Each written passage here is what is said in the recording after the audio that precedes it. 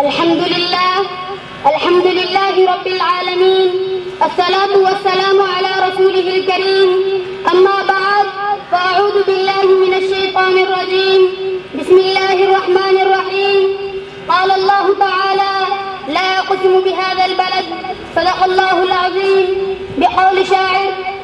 جس دیش کے کوچے کوچے میں افلاس آوارہ پھرتا ہو جس دیش کے کوچے کوچے میں افلاس آوارہ پھرتا ہو جو دھرتی بھوک اگلتی ہو اور دکھ فلک سے گرتا ہو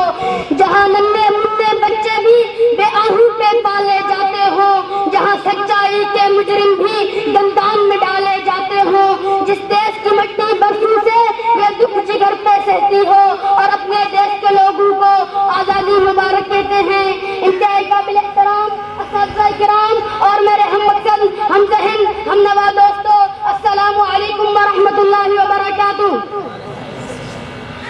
عزیز دوستو، آپ کو بخوبی معلوم ہے کہ 14 اگست 1947 عیسوی کو پاکستان دنیا کے نقشے پر نمودار ہوا۔ اسی مناسبت سے ہم ہر سال 14 اگست یوم آزادی کے طور پر مناتے ہیں۔ ہم اللہ تعالیٰ کا شکر ادا کرتے ہیں کہ اللہ تعالیٰ نے ہمیں دشمن کے چنگل سے نکال کر ہمیں ایک الگ ملک نصیب فرمایا اور اپنے ملک کے پاکستان کی سالمیت کے لیے اللہ تعالیٰ سے دعا کرتے ہیں۔ عزیز دوستو، اپنے عزیز پاکستان کو بر صغیر کے مسلمانوں نے کلمہ توحید اور دو قومی نظریے کی بنیاد پر حاصل کیا۔ اس وقت مسلمانوں کی زبانوں پر صرف ایک جھنارا تھا کہ پاکستان کا مطلب کیا، لا الہ الا اللہ۔ لیکن آج 71 برس گزر چکے ہیں، 71 سالوں سے ہم اسلامی نظام سے محروم رہے ہیں، کیونکہ پاکستان کے آزاد ہونے کے بعد اپنے عزیز پر ایسے لوگ مسلط ہو گئے ہیں جن کا اسلام کے ساتھ دور کا تعلق نہیں، جن کے بارے میں حضرت مولانا محمد علی جناح نے فرمایا کہ میں دیکھ رہا ہوں کہ میرے جیب میں کچھ کھوٹے سکے ہیں، لیکن یہ کھوٹے سکے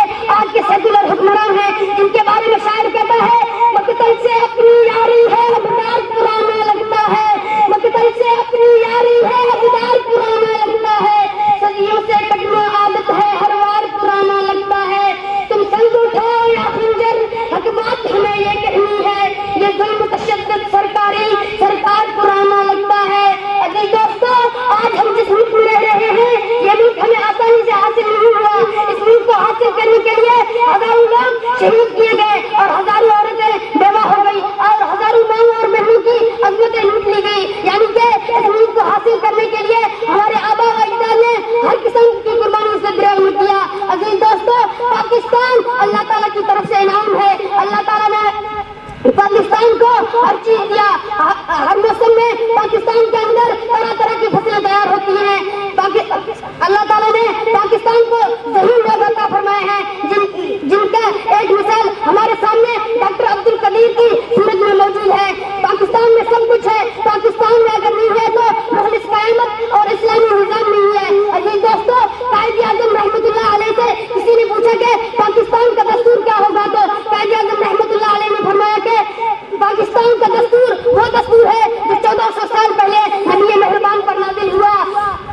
لیکن آج کے مغرب پر لوگ کہتے ہیں کہ قائد اعظم تو سیکولر شخص تھا، اس کا اسلام کے ساتھ کوئی تعلق نہیں۔ لیکن میں ان سے پوچھنا چاہتا ہوں کہ قائد اعظم اگر سیکولر شخص تھا تو اس نے مسلمانوں کے لیے ایک الگ ملک کیوں بنایا؟ کیا وجہ تھی کہ قائد اعظم نے اپنی پوری زندگی اس ملک کو حاصل کرنے کے لیے صرف کر دی؟ شاعر کہتا ہے اغیار کا جادو چل چکا ہم ایک تماشا بن بھی گئے، اغیار کا جادو چل چکا ہم ایک تماشا بن بھی گئے، دنیا کو جگانا یاد رہا خود ہوش میں آنا بھول گئے، فرعون نہیں شداد نہیں دنیا میں قوم عاد نہیں، کیا لوط کی امت یاد نہیں کیا نوح کا طوفان بھول گئے، تکبیر تو اب بھی ہوتی ہے مسجد کی فضا سے اے انور، تکبیر تو اب بھی ہوتی ہے مسجد کی فضا سے اے انور، جس ضرب سے دل ہل جاتی تھی وہ ضرب لگانا بھول گئے۔ بس اللہ تعالیٰ سے دعا ہے کہ ہمیں اس موضوع پر عمل کرنے کی توفیق عطا فرمائے۔ آخر میں یہ شعر پڑھ کر اپنی جگہ لوں گا۔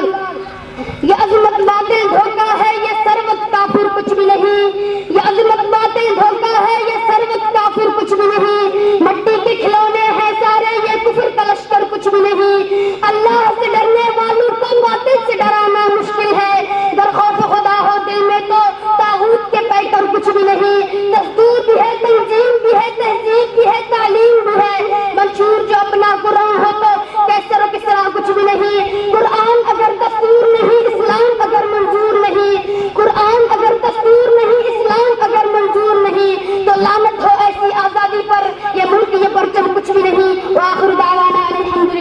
انقلاب